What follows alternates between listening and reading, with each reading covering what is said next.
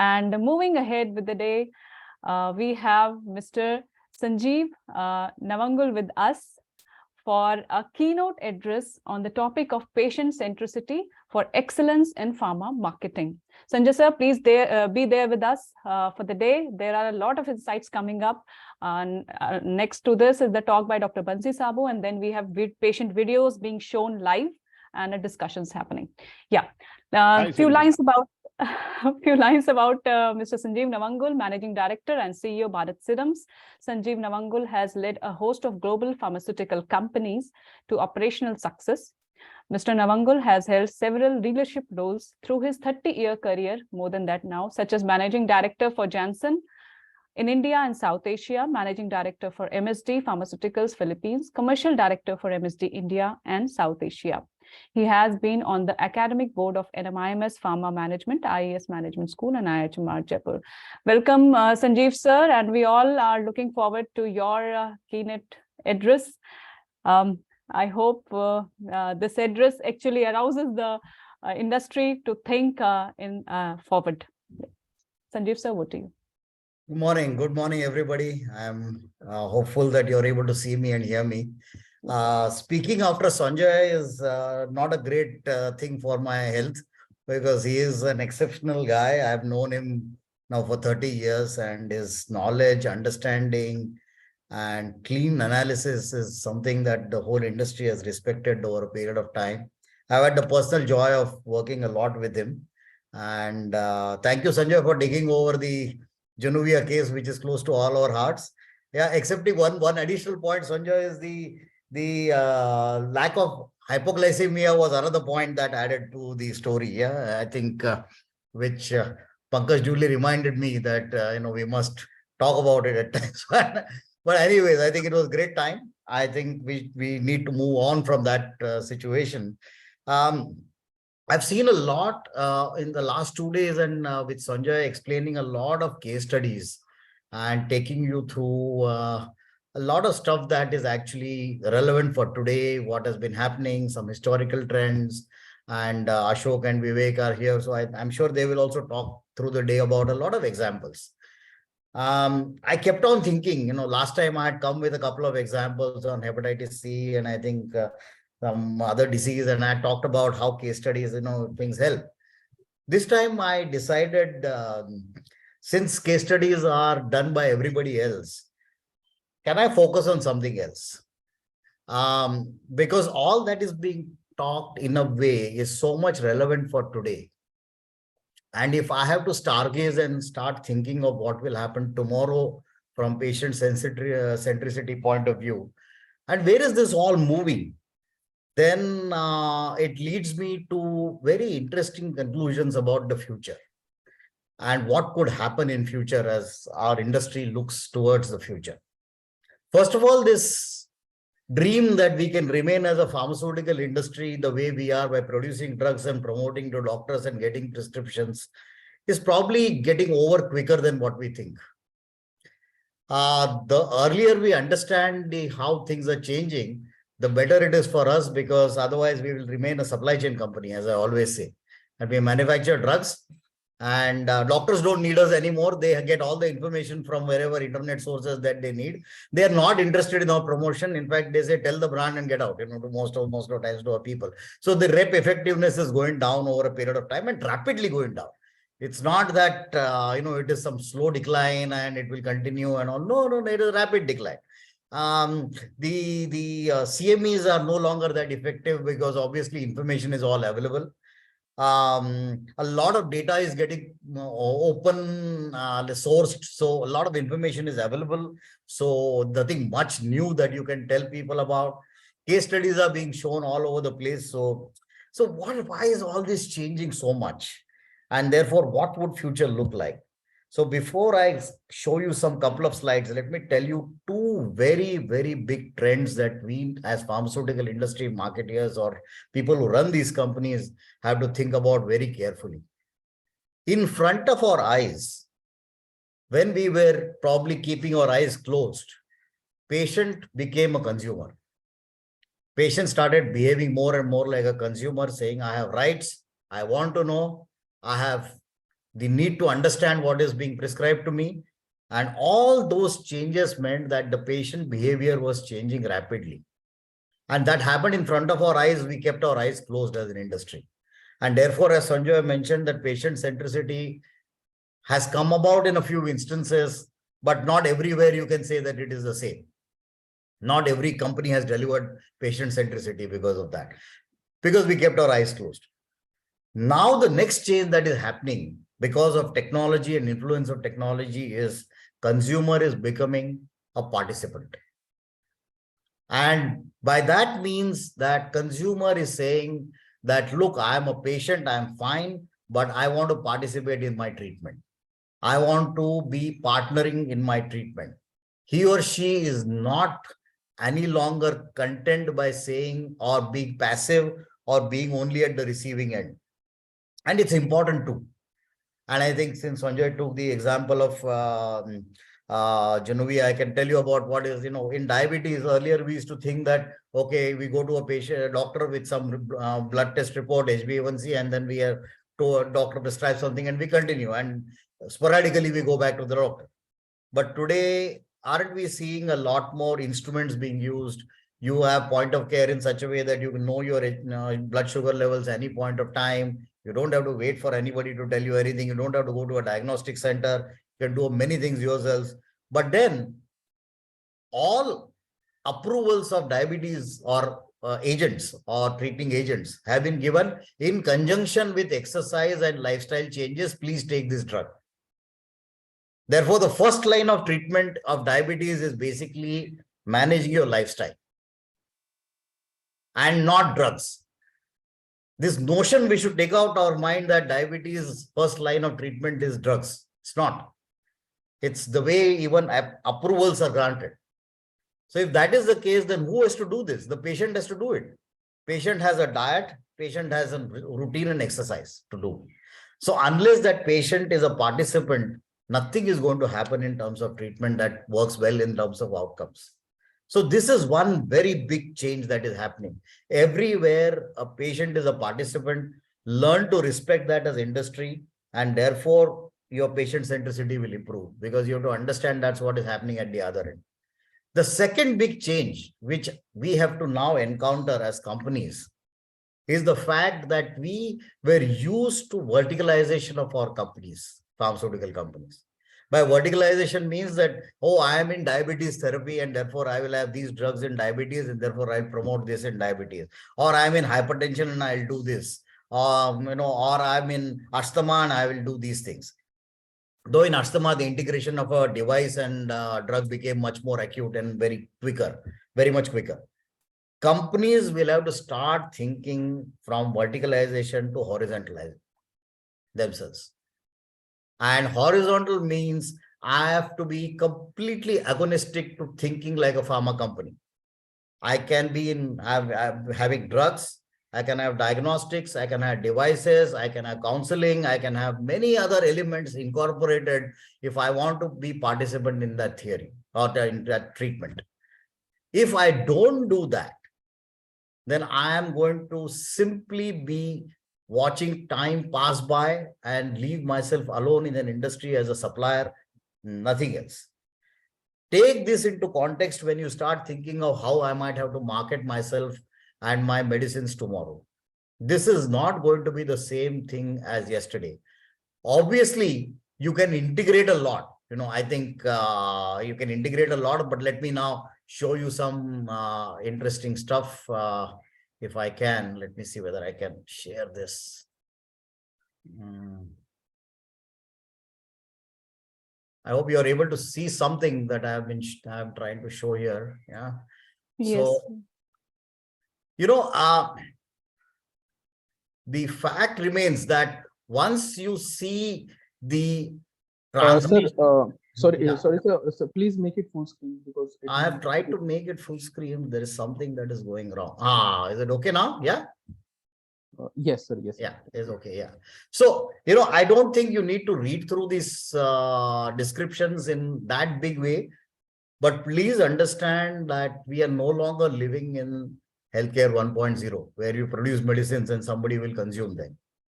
You're not living in healthcare 2.0, where diagnostics, devices, special services, all that came in, and there was somebody was taking care of some element of the story, and you were part of the chain. You're not living there. You are living in healthcare 3.0, where unless you have an entire ecosystem which is ready to support the patient, you're no longer relevant anymore. Yeah, you cannot say that this is not my problem or that is not my problem. Everything is my problem. If I have to treat a patient, everything is my problem. But the problem is that healthcare 3.0 is going to quickly move into healthcare 4.0. And this will happen in the next 2, 3, 4 years. And what's it going to happen? You will find a lot of things coming into play when you start doing services of a particular medicine or participate in a treatment area. I'll tell you a simple example. I've been thinking and doing a lot of work these days on fertility medicines. And in fertility treatments, you find a lot of chains that have come up and all kinds of stuff that has happened. But why has industry changed so much? Why is it no longer a gynecologist who is a fertility specialist alone is the center of treatment? The reason is there are several things that happen in that treatment. It's a long treatment, it's expensive, people don't have the money to pay for it. People have cash flow issues, not so much of cash issues at times. People have counseling issues, people come late to treatments. Many of them do not require the treatment of hormones, they require something else. I think 9 out of 10 cases can be resolved through many different ways, while 1 out of 10 cases might require hormonal therapy. But then that analytics that you need to do throughout and what can succeed and what cannot is a very technology supported one. Now, if I go in and say that I'm marketing a fertility hormone and therefore, please, I'm participating in the market and therefore I need to be successful, doesn't work anymore. I need to be participating in every area. And if I'm not, then there is no question of I succeeding.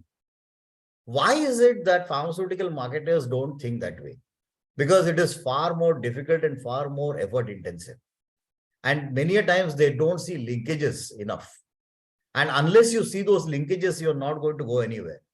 You have to start looking at your ecosystem in a much deeper way. And mind you, many a times people ask me that I have been saying some of these things over the years, and people have been saying that, look, this is theory. We don't know when this will happen. And every time I had predicted some things will happen in 5 years, has happened in 3 years. So now when I'm talking about these things, I have full belief that the earlier that you think of and earlier you act on, it is going to be better. The biggest problem that we are having in patient centricity is building trust. And trust is not going to be built by saying that I sell a drug. Because there have been several reasons why, medicines are perceived in a different way. Pharmaceutical industry gets perceived in a different way. One of the biggest psychological reasons always is the fact that this is the only time in people's life where they are doing things without choice. I don't go to a doctor with choice. I don't go and take treatment with choice because it's without choice. I have a disease, I need to get treated. And therefore, in that no choice situation, I hold everything against somebody. And therefore, industry is something which takes the punches because of that. But if we have to build trust in today's environment, we have more chances to succeed than yesterday. Yesterday was very difficult for us. Accepting campaigns, accepting awareness, accepting government policies, we had no other ways of really reaching out to the patient in such a way that we build trust. Today, we have a lot more that we can do by doing precision care, patient management care, supporting patients. As I think Sanjay also explained in a case where do microfinancing. I did that experiment some 15 years ago, 12 years ago in hepatitis C, and succeeded in increasing treatment rates by 8 times in Punjab. So I know that these things happen. So there are more and more ways of trying to be more transparent, more quality conscious, more supportive, more participative, build a much better support system for patients. All that can be done, and therefore we have a chance as pharmaceutical marketers to build better trust. We did not have this chance yesterday, and if we forget this, we'll lose out on a lot. And I just wanted to show you that how much a pharmaceutical marketer will have to start thinking now. Don't read again. I can send you all these slides.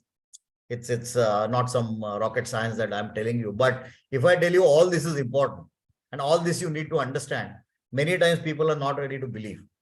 But time is today. If I am in a disease where diet and health style change, lifestyle changes are important, therefore I need to be in preventive healthcare. I have to understand what is preventive healthcare, and unless I'm promoting preventive healthcare, I'm not going to be a participant in treatment. This might be counterproductive for marketers to think that why should I hit my business and do prevent disease from happening? But that's my duty. I'm in this business. I'm living this business because there is a cause. And in a social cause, you cannot say that I will benefit from the situation. I have to always say why and how I can help to avoid the situation. And if that is the case, then my participation becomes that much more longer. So look at amount of things that a person, but also on the other hand, as much as I'm saying that you have to think of a lot of things, the ability to think because of technology and managing all this, managing the whole ecosystem is that much more stronger. And we are able to do all this because technology allows us to do it. Otherwise, we were not able to do many of these things. Again, I'm showing you something by which when I have to now start looking at a pharmaceutical marketing presentation, I actually keep this kind of thing in mind. That has the person talked and thought through everything of this kind. What if the ecosystem has to be, monetized on its own? Can the ecosystem be monetized separately from the medicine? And if not, then there is not enough value being created for the patient. Now, that is the biggest challenge that we are seeing. So, I'm creating a digital ecosystem now, and my challenge to the team has been, if I have to market my ecosystem tomorrow in the investor conference and say that, look, can you invest $100 million to buy this ecosystem? Because this is irrespective of what medicines I sell. There should be investors who should be ready and say, okay, I'm ready to do it. Only then, therefore, there is proof that I'm creating value for the patient. Start thinking about these things. It's a difficult journey, but it's very well assisted. Technology has allowed a lot of assistance for us to do a lot of stuff, which was not there yesterday. So if you don't start thinking about it, you will not do it. And many a times at the beginning of our life in product managers or marketing managers, end up creating events, end up creating leaflets, end up creating some promo campaign. Fine, do you really think that job is really that productive and really that effective anymore?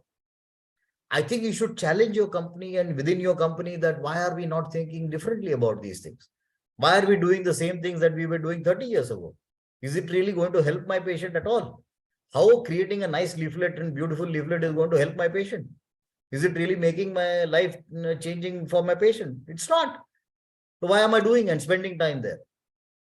But suppose I'm in a disease where there is really psychological issues involved and barriers are more mental than and psychological than physical.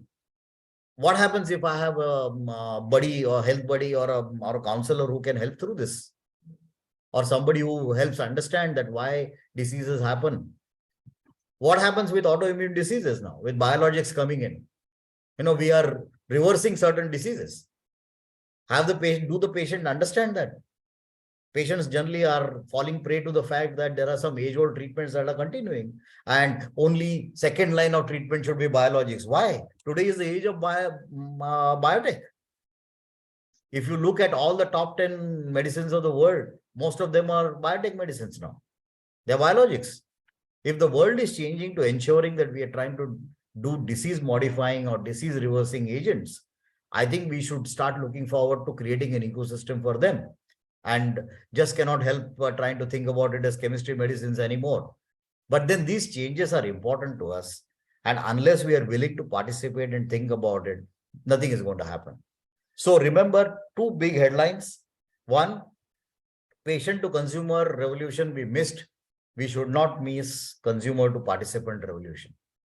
Second, organizations which have been trained over the years in trying to verticalize their organizations have to stop thinking verticalizations and start thinking in a horizontal way. If they cannot think horizontally and they keep thinking that they are tablet producing or injection producing companies, nothing is going to change for them. And these companies will die over a period of time. We are already seeing a lot of these companies dying in the marketplace. Some are dying slowly, some are dying faster. Do you want to be one among them, or do you want to be a company of the future? And that's the change that patient centricity is bringing. No longer we are driving what treatment should be and how patients should take treatment. Patients are driving the entire ecosystem now, and the quicker we realize it and better we change earlier, the better we are for tomorrow's world. So with this, let me stop. I think I might have given a heavy dose of theory today, but it was important for me to make these points because future is looking very, very different from what we have learned in the past. And every day when I get up in the morning, I realize that my 30 years experience every day comes to a naught because I don't think I have been taught what I should expect for tomorrow. And therefore, I cannot say I'm an experienced campaigner because it's not helping me anymore. I have to learn about the future. I have to learn about all the integration of services that I need to provide patient a better outcome. So I hope this helps you to start thinking about the future quicker. But thank you very much for listening to me. Thank you. Wow. Sanjiv sir, that was the dose required. In pharma terms, I would say that was the dose required for all of us to hear from a stalwart like you, telling the industry, telling the marketeers who are present here, who are watching us at forums. There were very, very important points that you mentioned. And at last also you said, do not die this silent death that is occurring in this industry. Do not become a supply chain organization. You need to, the organizations need to think and work towards it. We are moving towards healthcare 4.0, and it is going to come sooner than later, as you have already pointed out. And the most important statement you made, Sanjiv sir, related, which affected me personally, was a patient is thinking like, if your company, a pharma company, is not a partner for me in my prevention care, I'll not allow it to partner me in my treatment care also. That was an awesome statement that you made, and it makes a mark as a person, as a patient, if I consider myself a patient of something to me. Thank you, Sanjiv sir. It was really, really required. Any comments from you, Vivek sir and Ashok sir, because you both are there? Enlightened, totally enlightened. And I wish Sanjiv sir is in the industry for at least another 100 years. So my dear friend Bansi is here. I think he is a much bigger stalwart than all of us. Yeah, no, I think Sanjiv, it was as usual a great insight on patient centricity and more into what the pharmaceutical industry is going to be in the future. And I've been following you quite closely, and this is something, a great insight for today's session. I mean, you were telling it's difficult after Sanjay, but I think you complimented Sanjay, and both of you put forth a synergistic effect. And now the third person coming in, Dr. Bansi Sabu, is going to create even more informative things for the marketeers and the pharmaceutical industry as a whole. Thanks a lot.